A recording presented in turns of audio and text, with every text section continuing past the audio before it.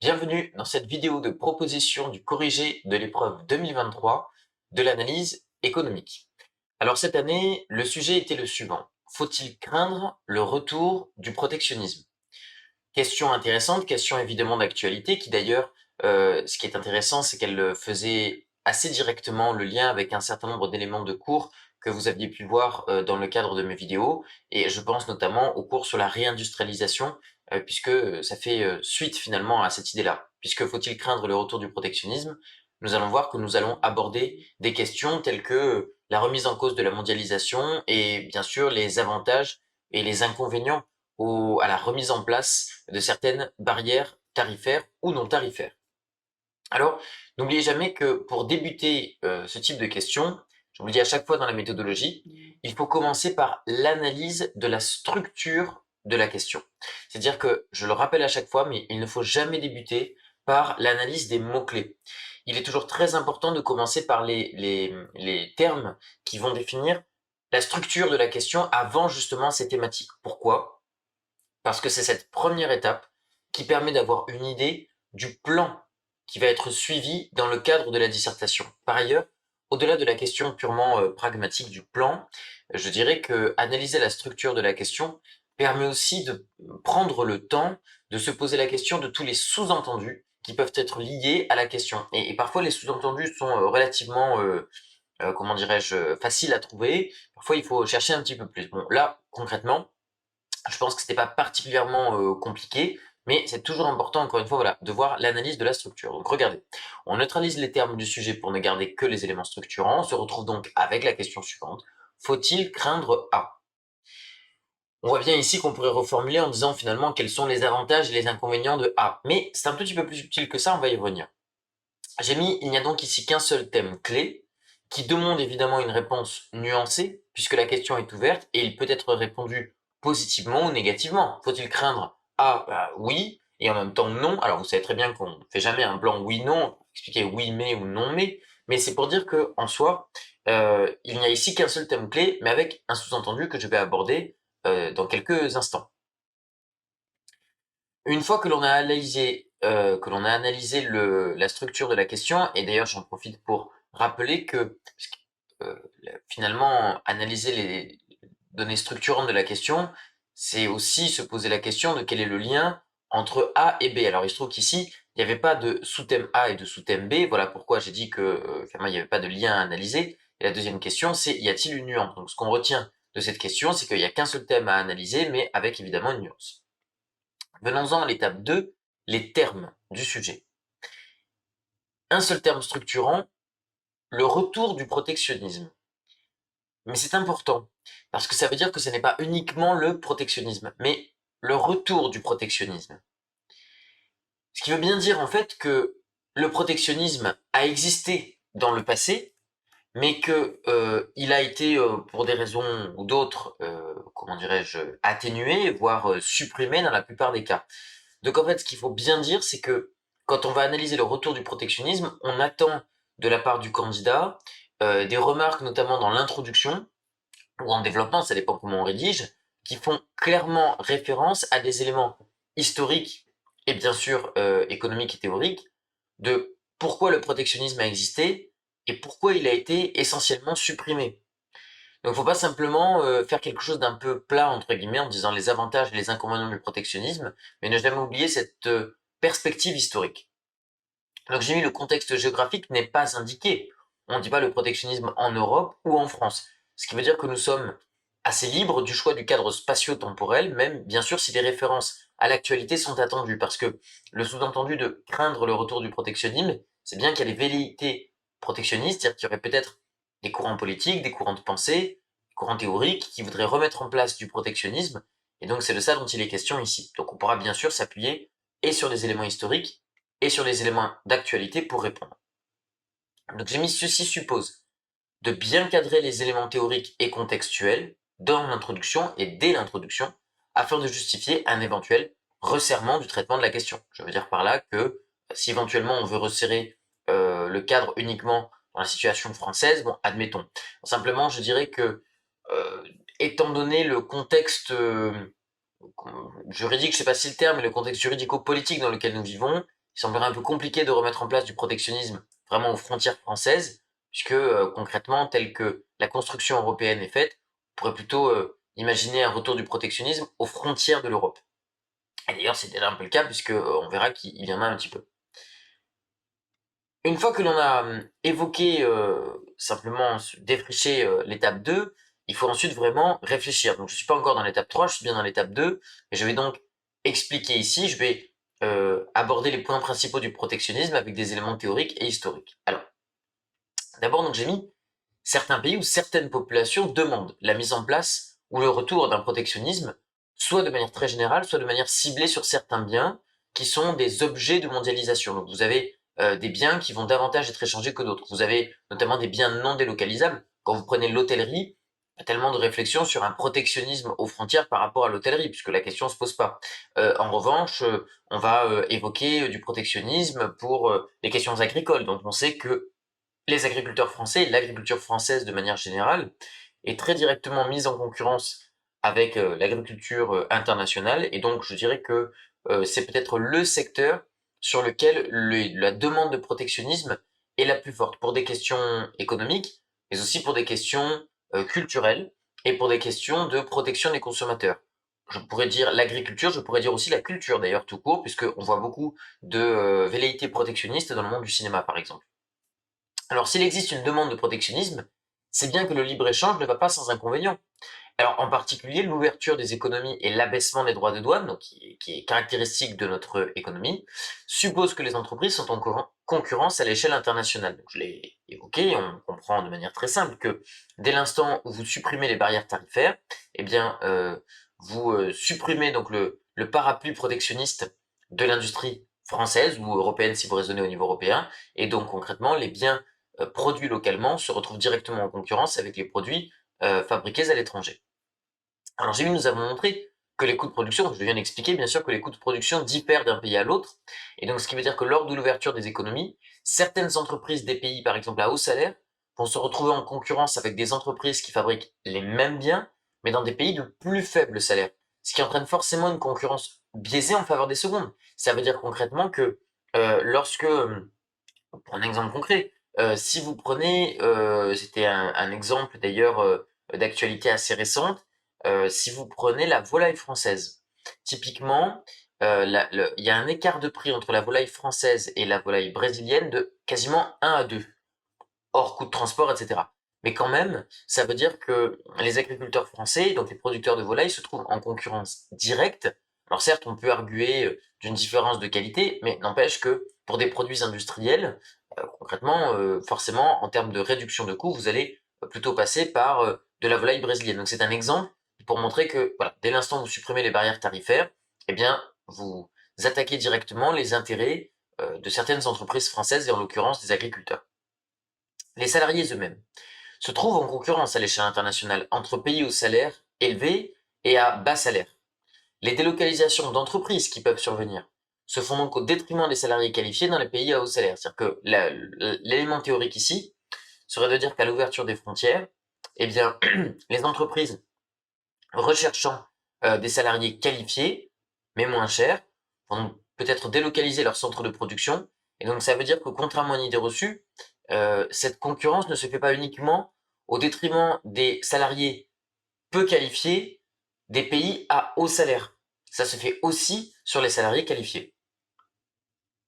Alors, je vous en rappelle rapidement aussi les différentes formes du protectionnisme, donc je vous renvoie là-dessus au cours, mais je vous rappelle qu'on distingue le protectionnisme officiel et déguisé. Donc officiel, c'est celui vraiment qui se déclare comme protectionniste, alors que déguisé, c'est celui qui au contraire ne se vend pas comme du protectionnisme, mais malgré tout instaure une sorte de protection aux frontières et donc empêche les entreprises étrangères d'exporter leurs marchandises vers notre économie. Dans le protectionnisme officiel, je vous rappelle, vous avez le protectionnisme tarifaire et non tarifaire. Donc tarifaire, c'est vraiment imposer une taxe ou une subvention aux exportations. Non tarifaire, ce sont des choses comme des quotas ou des licences. Donc, tous ces éléments, évidemment, ce sont ceux qui ont pratiquement disparu, je le rappellerai, depuis à peu près une cinquantaine d'années. Alors que le protectionnisme déguisé, eh bien, on a par exemple toutes les politiques de dumping que j'appelle non pas du protectionnisme, mais des avantages artificiels. C'est-à-dire que vous savez, quand on parle des avantages concurrentiels à l'échelle d'un pays, notamment la théorie des avantages absolus et comparatifs, euh, on dira qu'un avantage est naturel lorsque le différentiel de coût de production s'explique par les structures de marché de telle ou telle économie, sans qu'il y ait eu d'intervention publique. Alors que souvent, quand on parle de dumping, c'est bien qu'il y a une intervention publique qui va venir créer ou renforcer un avantage peut-être déjà existant au départ. Enfin, vous avez le protectionnisme par les normes, normes sociales, normes environnementales, qui interdisent par exemple la vente ou la production de tels produits qui ne correspondraient pas aux normes en vigueur. Et donc c'est aussi du protectionnisme déguisé, puisque dès l'instant où un produit ne respecte pas les normes environnementales parce que les lois du pays exportateur sont moins restrictives, eh bien le pays ne peut pas être exporté vers les économies qui se protègent avec des normes environnementales. Autre théorie aussi que nous pouvons évoquer, le protectionnisme éducateur de Friedrich List, dont je vous rappelle qu'il s'agit de protéger des industries naissantes, le temps qu'elles atteignent ce que j'appellerais la masse critique suffisante pour résister à la concurrence internationale. Donc ça voudrait dire en gros que vous taxez votre industrie naissante et lorsque vous estimez qu'elle est prête et donc qu'elle est capable de résister à la concurrence, eh bien vous ouvrez vos frontières. Deuxième stratégie, la stratégie des industries industrialisantes. L'idée était d'orienter les fonds publics vers le développement de secteurs a priori porteurs. Rapport avec le protectionnisme, c'est qu'en règle générale, les pays qui ont mis en place cette stratégie d'industrie industrialisante protègent donc ces industries qui sont des industries de cœur d'économie, qui sont censées ensuite, une fois qu'elles sont développées, entraîner naturellement le développement d'autres industries parallèles. Enfin, la stratégie de substitution aux importations. Là, il va s'agir par exemple d'accompagner le développement national de filières de biens qui jusqu'à présent étaient importés. Donc ça veut dire que au départ vous importez, puis progressivement vous allez mettre en place du protectionnisme et vous allez le renforcer au fur et à mesure du développement de votre propre industrie jusqu'au moment où votre industrie permet de répondre à la demande locale sans qu'il n'y ait plus besoin d'importer. Donc c'est aussi une forme de protectionnisme.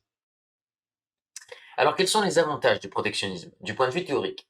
D'abord, ça peut être vu comme une mesure de rétorsion, donc de réponse à un protectionnisme asymétrique. Je veux dire par là que quand vous prenez par exemple un pays comme la Chine évidemment est très demandeur de libéralisme à l'international pour pouvoir envoyer ses produits à l'étranger, mais l'économie chinoise n'hésite pas à se protéger sur tout un ensemble de secteurs économiques. Donc c'est du protectionnisme asymétrique dans la mesure où c'est dans un sens mais pas dans l'autre. Et donc certains préconisent des mesures de rétorsion contre justement le protectionnisme chinois, pour ne citer que celui-ci. Mais vous avez aussi du protectionnisme américain, par exemple, sur un certain nombre de biens. Deuxième avantage, c'est la protection des emplois. L'idée étant évidemment que lorsque vous avez une industrie qui est en déclin, ou en tout cas qui est faiblement compétitive à l'international, eh bien vous allez la protéger pour protéger tout simplement les emplois de tous les salariés qui travaillent dans ce secteur économique.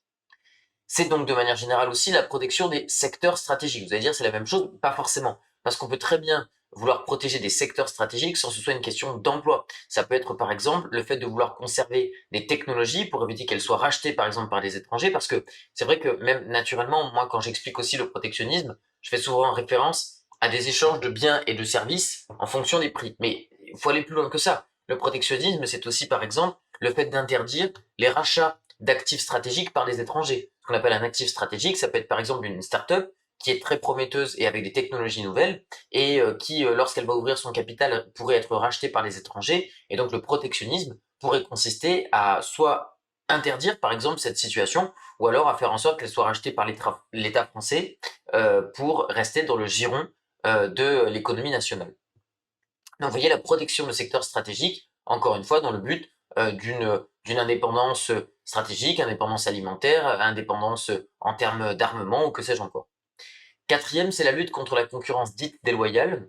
Donc là, c'est l'idée d'utiliser du protectionnisme pour rétablir, je dirais, ou pour limiter plutôt, un différentiel de compétitivité qui serait dû à des comportements déloyaux de la part des pays d'en face qui, notamment du fait d'une politique de dumping, contribueraient à développer, je dirais, des avantages indus, des avantages artificiels. Et donc l'idée du protectionnisme serait finalement de répondre au dumping du pays d'en face.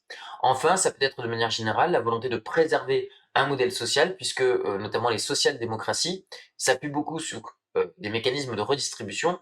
Or, ces mécanismes de redistribution entraînent parfois des pertes de compétitivité, mais au nom donc d'une meilleure protection sociale de la population, l'idée serait donc, avec un protectionnisme assez généralisé, de vouloir préserver ce modèle social. Alors, en termes d'inconvénients, évidemment, il y en a un certain nombre. Je vais les évoquer rapidement ici. D'abord, je vous renvoie vers la démonstration de Frédéric Bastiat. Je ne vais pas ici la faire en entier, mais je vous renvoie, vous pouvez la trouver sur Internet gratuitement quand vous tapez Sophismes économiques de Frédéric Bastiat. Et donc, en deux mots, Frédéric Bastiat prend l'exemple de deux villages qui étaient reliés par une route et qui échangeaient. Et dans ces deux villages, il y a des populations qui souhaitent se protéger des marchandises du pays d'en face. Et Frédéric Bastiat démontre que cette logique conduit en définitive à la fermeture totale des frontières des deux villages qui finissent par, en quelque sorte, s'enfoncer dans la crise, ou en tout cas, les deux y ont perdu à la fin du mécanisme, à la fin du cheminement de mise en place de protectionnisme dans un sens et dans l'autre. Le deuxième, en fait, ce qui est un peu un complément de ce que j'ai dit tout à l'heure, c'est que si vous êtes le premier à mettre en place des mesures protectionnistes, le risque est qu'en face, d'autres pays vers qui vous exportiez vos marchandises, eh bien, mettent en place des mesures de rétorsion, ce qui fait qu'en fait, vous protégez une partie de vos secteurs économiques, mais en même temps, vous fragilisez d'autres secteurs de votre propre économie qui étaient auparavant exportateurs et qui ne peuvent plus exporter. Le troisième, c'est un manque de stimulation des secteurs non concurrencés. Je veux dire par là que l'un des gros problèmes des industries industrialisantes ou de l'industrie dans l'enfance, c'est qu'en fait, les études économiques ont montré que lorsque vous protégez trop et trop longtemps un secteur économique, eh bien, il n'y a plus cette incitation, cette pression, je dirais même, à faire des gains de productivité parce que vous savez que dans tous les cas, vous serez protégé. C'est, on pourrait presque dire une sorte d'aléa moral. C'est vraiment l'aléa moral que l'on retrouve dans le cadre des assurances. C'est tout à fait le même fonctionnement ici. Si vous savez que vous n'avez plus à craindre la concurrence internationale, eh bien, vous ne ferez plus nécessairement les gains de productivité nécessaires. Et donc, ça veut dire qu'un protectionnisme qui est peut-être vendu pour être temporaire devient définitif. Quatrième point, c'est le frein au renouvellement naturel des secteurs économiques. C'est-à-dire que le protectionnisme a aussi pour effet de figer en quelque sorte votre économie dans certaines structures. Je prends l'exemple des mines de charbon en Grande-Bretagne.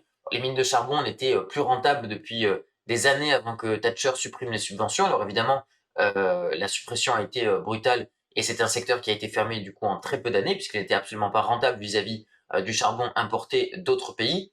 Mais cela a aussi conduit à un renouvellement des structures économiques de Grande-Bretagne et en a fait un pays à forte croissance durant la décennie 80 et 90. Le cinquième problème, ce sont des coûts visibles, mais aussi des coûts cachés pour les consommateurs. Le coût visible, c'est évidemment un renchérissement des produits, puisque quand vous mettez en place du protectionnisme, vous augmentez les prix étrangers, généralement les prix relatifs. Donc si les consommateurs décident de consommer quand même les biens, eh bien cela se fera à un prix plus élevé, donc c'est une perte de pouvoir d'achat. Et puis il y a les coûts cachés, notamment du point de vue de l'absence d'innovation, et de la diminution éventuellement de la variété des biens que les consommateurs peuvent acquérir. J'ai mis un argument, je le dis rapidement parce qu'il n'est pas totalement de nature économique, mais c'est aussi une réduction des libertés individuelles en empêchant les consommateurs d'acheter des produits issus de l'étranger. Enfin, j'aborderai la question du théorie du doux commerce de Montesquieu. Je vous rappelle que d'après Montesquieu, le commerce, en rendant interdépendants les économies mondiales, réduit la probabilité d'occurrence d'une guerre en augmentant le coût d'opportunité de la guerre. Parce que ça veut dire que finalement, si vous êtes très dépendant du pays d'en face, vous savez qu'en cas de guerre, le pays d'en face va arrêter d'exporter des marchandises chez vous, et donc finalement, vous allez avoir un coût très important pour votre économie, des coûts de restructuration, voire vous allez être privé d'une matière première essentielle. Donc l'idée du doux commerce, c'est que naturellement, par l'échange, on permet la communication entre les populations et entre les pays, on permet l'interdépendance, et l'interdépendance veut dire dépendance, et donc hausse du coût d'opportunité au fait de développer un conflit armé. Alors quelques éléments historiques, je rappelle que les droits de douane sont passés de 40% en moyenne en 1945 à 4% en 1995, et ils ont ensuite encore diminué pour être d'environ 2% dans les années 2020. Donc on voit ici une quasi-disparition du protectionnisme. Alors attention, je parle du protectionnisme tarifaire, qui est celui qui est le plus facile à mesurer. Et donc pourquoi j'ai pris 95? Pour vous rappeler, c'est le passage du GATT à l'OMC, et OMC qui est toujours existant aujourd'hui. Alors un élément historique intéressant, c'est qu'on se rend compte que les droits de douane, en réalité, au tout début du XXe siècle, étaient déjà assez faibles, mais ils ont augmenté au préalable à la Première Guerre mondiale, ce qui a contribué à séparer les différentes économies, ce qui serait en quelque sorte l'inverse de la théorie du deux commerce, en conduisant au contraire à des mesures de rétorsion d'un côté et de l'autre des différents camps, jusqu'à l'éclatement de la Première Guerre mondiale. Vous voyez ici, par exemple, un graphique que j'ai pu trouver sur l'évolution sur un temps long des droits de douane en pourcentage de l'ensemble des importations. Alors, évidemment, quand on regarde cet exemple-là, on va dire finalement c'est le contraire, puisqu'on observe une diminution des droits de douane avant la guerre et une augmentation plutôt après la guerre. En fait, c'est vrai, mais ce qu'il faudrait voir, c'est le fait que, en réalité, la baisse des droits de douane avait effectivement favorisé les échanges internationaux, mais ensuite, ce que l'on ne voit pas sur le graphique, c'est que cela a entraîné des conflits politiques entre pays et la remise en place de protectionnisme, mais sur des biens ciblés. Comme ce sont des biens ciblés, en termes de masse, ça ne se voit pas sur le graphique. En revanche, on voit bien le retour du protectionnisme après, puisque chaque pays belligérant a voulu, comment dirais-je, privilégier ces entreprises nationales pendant le phénomène de reconstruction post-guerre. Aussi quelques éléments historiques sur le protectionnisme. Donc on voit encore une fois que si vous regardez en moyenne la valeur des biens exportés en pourcentage du PIB, eh bien on voit, vous voyez, cette première mondialisation avant justement la Première Guerre mondiale, puis une chute avec la Première Guerre mondiale et dans l'entre-deux-guerres, et puis de nouveau ensuite la nouvelle mondialisation que l'on observe très bien à partir des années 60 et qui est évidemment d'autant plus importante que les droits de douane avaient diminué. Un élément également, c'est de montrer le lien entre la croissance du commerce mondial et la croissance du PIB, et on a un nuage de points qui semblerait montrer une corrélation plutôt positive. Ça veut dire que les pays qui sont le plus inclus dans les échanges internationaux sont aussi ceux qui ont connu la plus forte croissance économique, donc c'est évidemment ici un élément qui va contre la théorie protectionniste qui dirait que il faut du protectionnisme pour se développer. Eh bien, ce graphique laisserait plutôt penser le contraire. Enfin, deux idées reçues sur la mondialisation. La première est que la mondialisation serait responsable des destructions d'emplois dans les pays riches. En réalité, quand on regarde, il semblerait, donc d'après, je vous ai mis ici le lien vers une étude, il semblerait que la majeure partie des suppressions de postes soit due avant tout à des questions technologiques, donc de renouvellement des structures industrielles. Je vous en renvoie d'ailleurs vers la théorie de Schumpeter, plutôt qu'à la mondialisation. Donc non pas qu'elle n'ait aucune influence, elle est quand même responsable d'à peu près 13% des destructions d'emplois, mais qu'elle ne serait pas la cause principale de la majeure partie des destructions d'emplois et des créations d'emplois. La deuxième idée serait que la mondialisation serait responsable de l'accroissement des inégalités. C'est un élément qui est difficile à démontrer dans un sens ou dans l'autre. Il y a deux mesures qui sont utilisées, c'est la bêta-convergence et la sigma-convergence. La bêta-convergence, c'est la réduction des inégalités entre pays riches et pays pauvres, donc avec deux grandes zones de pays. Et on voit que la bêta-convergence existe, c'est-à-dire qu'il y a une réduction des inégalités. Et on observe également une sigma-convergence, c'est une réduction des inégalités alors, quand j'ai mis entre pays riches et entre pays pauvres, on a l'impression que c'est la même chose. Non, ça veut dire que on regarde dans la sigma convergence les inégalités dans les deux groupes de pays. Donc, c'est-à-dire entre pays riches, on a une sigma convergence, et entre pays pauvres, on a également une sigma convergence. Alors, une dernière remarque avant de passer à l'étape 3 sur le terme de crainte.